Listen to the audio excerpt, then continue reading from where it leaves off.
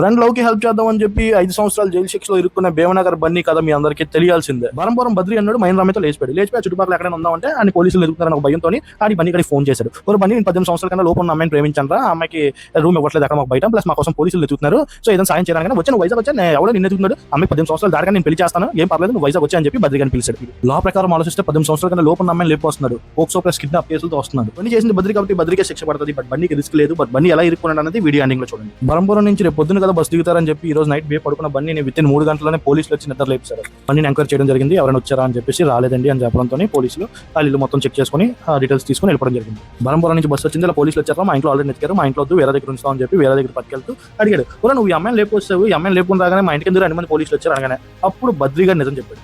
ఈ అమ్మ నాన్న పడుకుంటే ఈ అమ్మ ఈజీగా రావచ్చనే ఉద్దేశంతో నిద్ర మాత్రం కలపమన్నారా, సీట్ మొత్తం కలిపించింది, వాళ్ళు డోసేజ్ ఎక్కువైపోయి మరి వాళ్ళకి చచ్చిపోయినట్టు ఉన్నారు అని చెప్పేసి బద్రి బన్నీకి చెప్తాడు. లా ప్రకారం ఇప్పుడు మర్డర్ కేసు కూడా యాడ్ అయింది.